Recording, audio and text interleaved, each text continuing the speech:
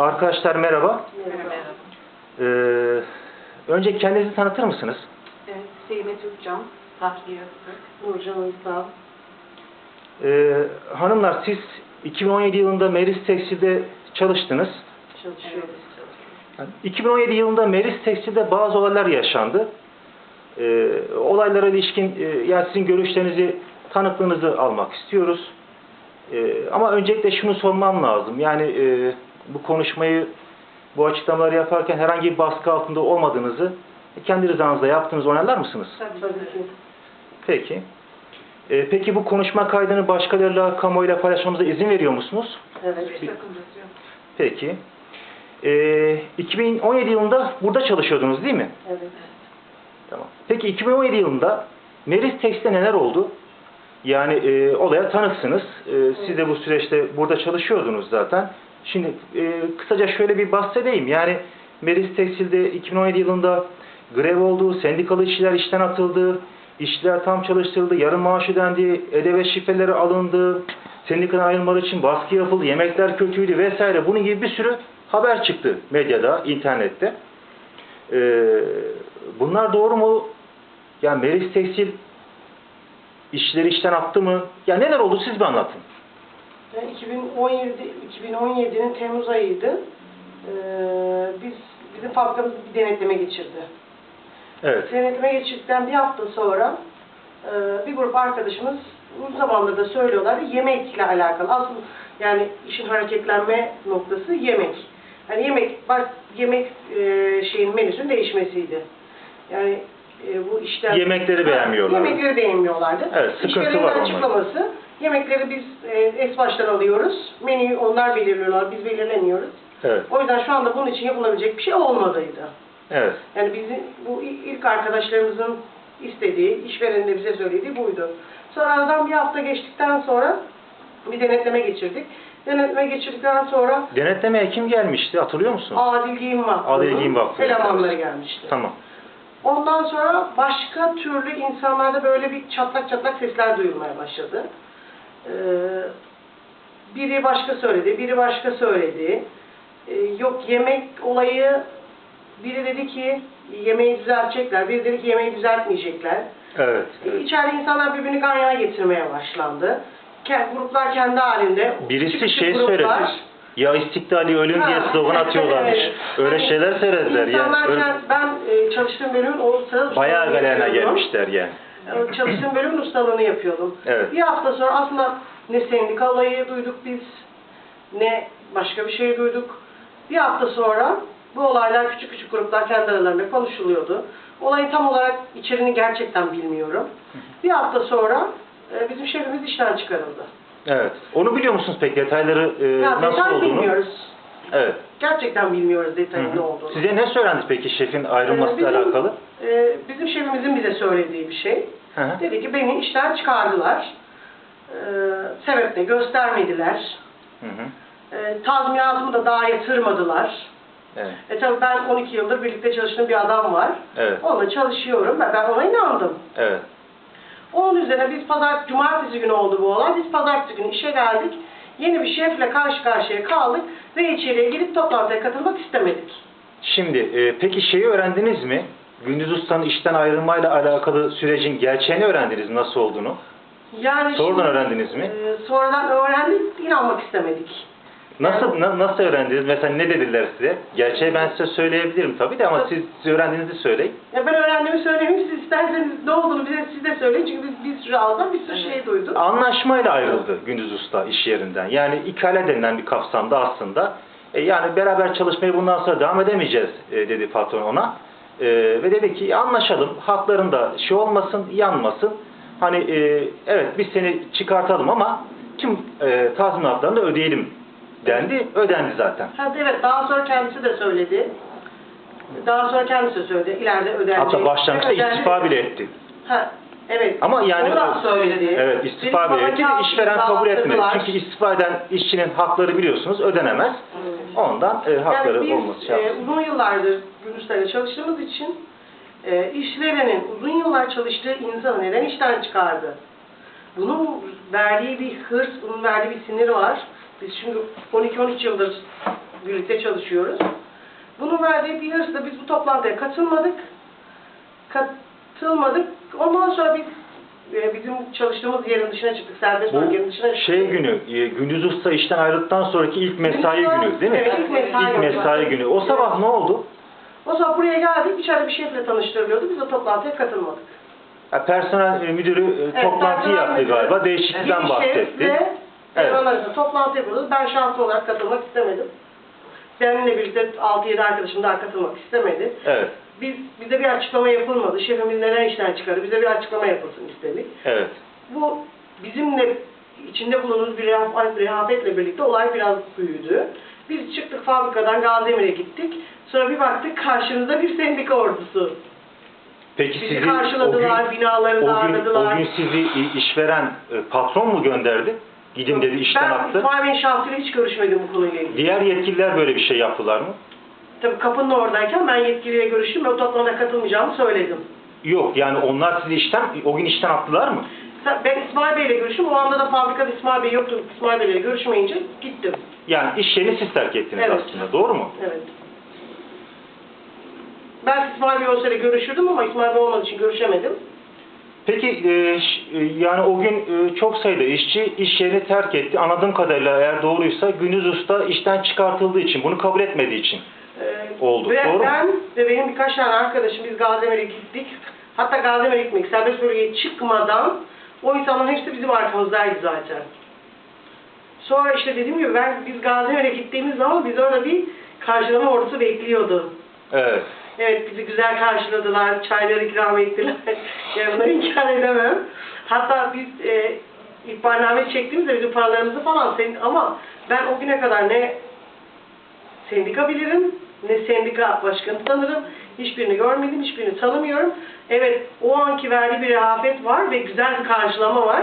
Evet. Biz işçiyiz hemen. İkramlar güzeldi. Evet, ikramlar güzeldi. Peki. Biz onu hemen dedik. Onun üzerine yönlendirme, onların bizi nasıl yönlendirdilerse biz de onları takip ettik. Pardon, sözünüzü kesiyorum da şimdi anladığım kadarıyla sizin işten ayrılma süreci sendika mendika gibi bir olay yok. Hayır, yok. O ana kadar... Yani Gündüz Usta'nın işten ayrılmasını kabul etmediniz.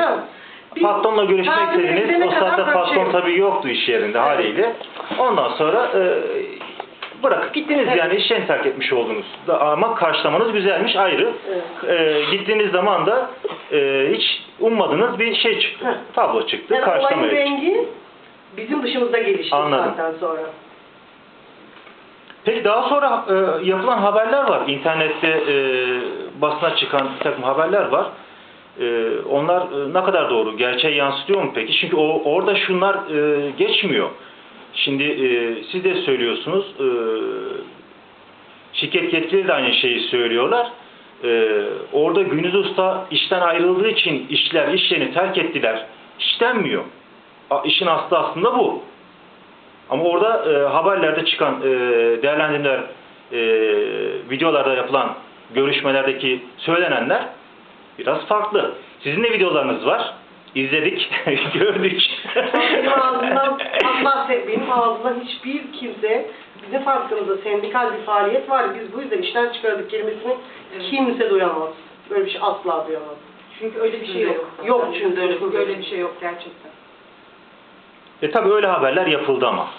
Öyle haberler yaptı. İlgili sendika bu süreçteki tekstil sendikası zannedersem. Onun açıklamalarında, başkanın da açıklamalarında böyle haberler vardı. Sendikalı işçiler sendikalı oldukları için işten atıldılar şeklinde olayı yorumlamak istediler. Öyle yorumladılar yani. Ama öyle değil diyorsunuz. Peki. Peki ne yaptınız sonra? Buradan ayrıldınız. Sizi sendika karşıladı. Güzel şeyler ikram ettiler. Çay, kahve vesaire. Bu haberler yapıldı. Onlar biraz kendilerine göre yorumladılar durumu. Öyle gözüküyor. Ki daha sonrasında herhalde davacı oldunuz. Yani sendikal bir dava açıldı. Onlar Tazminat davaları. Evet. Biz de formları doldurduk, imzaladık. Yani bizim adımıza ne yapılması gerekiyorsa onlar yaptılar. Bize de dava günü haber verdiler. Biz de gittik. Ya olayın siz böyle bir boyuta varacağını düşünüyor muydunuz? Hayır. Yani ben düşünmüyordum ama. Yalan söyleyeyim, düşünmüyordum. Peki dava açtınız. Ne oldu da davanızdan vazgeçtiniz? Meris Tekstil'le anlaşmayı istediniz. Yani sizin bu düşüncenizi değiştiren şey neydi? Benim bu düşüncemi değiştiren, herkes kendi adına söylesin, ben sadece kendi Tabii adıma herkes yani... söyleyeceğim. Benim bu olayların benim dışında gelişip insanların şahsının kendi çıkarları üzerinden beni kullanmış olması, bu sendika olur, bu Adil Giyim Vakfı olur, bu X burada çalışan insanlar olur. Ben bunu anladıktan sonra sadece şahsım adına düşünüp şahsım adına karar verdim. Şirket de bana böyle bir fırsat sundu. Ben de bunu değerlendirdim. Hani kimseye kendimi kullandırmak istemedim. Evet, çok duygusal düşündüğüm zamanlar oldu. Evet. Ama artık duygusal düşünmemem gerektiğini. Mesela benim şirketim 8-5 çalışıyor. Ben bir anneyim. 8-5 çalışmak benim için en büyük avantaj. Evet. Bugüne kadar kullanmadığım senelik izinlerimde dahil bütün haklarımı aldım. Tekrar da çalışmamda bir sakınca görmedim. Çünkü ben 12-13 sene Meris'te çalıştım. Evet. Girdiğim çıktığım zamanlar oldu. Evlendim vesaire, doğum yaptım. Çıktığım zamanlar oldu. Benim için uygundu. Tekrar döndüm. Bu süre zarfında zaten başka bir yerde de çalışmadım. Dediğim gibi 8-5 çalışmak, cumartesi 1'e kadar çalışmak benim için avantaj. En büyük avantaj, çünkü ben bir anneyim. Dediğim gibi şartlar da benim için iyi oldu. Ben de çevremdeki sadece kendi çıkarlarını düşünüp beni hiç düşünmeyen insanları düşünmeme kararı aldım ve tekrar başladım. Anladım. Yani sizin gördüğünüz resim iş yerinden ayrıldıktan sonra resmin Tabii, durumun farklı evet. olduğunu fark edince Evet. Meris Tekstil'le anlaşmaya karar verdiniz. Evet. Meris Tekstil haklarınızı ödedi mi tamamıyla? Ben bütün haklarımı aldım. Ben de aldım. Şu an Meris Tekstil'de çalışıyorsunuz, doğru mu? Evet. Doğru. Hoş geldiniz tekrardan diyelim. Şimdi tabii bunu sormam lazım. Siz bir sıkıntı yaşadınız, belki kafalar karıştı o dönemlerde, karışık şeyler oldu elbette. Ama sonuç itibariyle davalarınızdan vazgeçtiniz, Meris Tekstil'le tekrar anlaştınız, haklarınız ödendi, tekrar gelip işbaşı yaptınız, çalışmaya devam ediyorsunuz. Meris hakkında ne düşünüyorsunuz? Yani şimdi şunu soracağım da, herhalde insan rahatsız olduğu, şikayetçi olduğu bir şeyine tekrar çalışmaya başlamaz. Ama gene de sorayım, yani niye tekrar Meris'te çalışmaya başladınız? Meris hakkında ne düşünüyorsunuz? İşte ben Evet, son onları da alalım böyle görüş olarak. soruda aynı cevap vermiş oldum. Evet, Tekrar. biraz. Yani ben şartları, Çalışma şartları ve dediğim gibi o anki Temmuz ayındaki yaşanan olayların aslında benim dışında başka insanların, işte ya sendikanın, Adil Vakfı'nın ya da ismini kullanmak istediğim başka şahısların kendi çıkarları için beni kullanmış olduğunu ben çok sonra anladım. Evet. Dışarı çıktıktan sonra insanların sadece kendi çıkarlarını düşünüp sizi ekarte etmenin yollarını aradığını anlayınca sadece şahsımı düşündüm. Çünkü zaten Meris kötü bir yer olsaydı adama sorarlar. Sen niye 2015'ten beri Meris Tekstil'de çalışıyorsun diye bir sorarlar adama. Tabii. Ben bile bunu kendime defalarca sordum. Ama dediğim gibi insanların bir yanılma dönemi olur.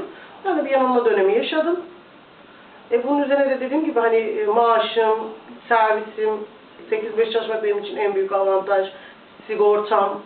Bunlar benim için en büyük avantaj. Evet. En azından çalışmak istediğim süreyi dediğim gibi 2015'ten beri burada çalışıyorum. Ne kadar daha çalışacaksam burada çalışmak istedim. İnşallah uzun Evet. olur. Yani memnunsunuz şu an Şu anda çalışma memnunum, şartlarınızdan. sıkıntım da yok. Sizler arkadaşlar? Aynı şekilde katılıyoruz, memnunuz. Ben zaten aslında çıkmadan önce de memnundum. Hala da memnunum. Nurcan Hanım da dediği gibi şartları çok uygun benim için. Yani zaten anneyiz. Tekrar görüşmek istedim. Tekrar talepte bulundum. Buraya gelmek için. Sağ olsunlar, onlar da beni kırmadılar. Haklarımı da aldım. Tekrar çalışıyorum şimdi. Memnunum iş yerimden. Siz aynı. Katılıyorum ben de. Aynı, evet. Yani hayırlısı olsun diyelim. Şimdi teşekkür ederiz. Yani bu süreçle alakalı çok kafa karışıktı, çok farklı şeyler anlaşıldı, farklı şeyler yansıtıldı. Durum çok farklı gösterilmeye çalışıldı. Onun için bizzat sürecin içinde olanların bilgisine başvurmak istedik. Yani bu görüşmeyi de o sebeple yaptık. Verdiğiniz bilgiler için çok teşekkür ederiz. Rica ederim. Kolay gelsin. Teşekkürler, sağ olun.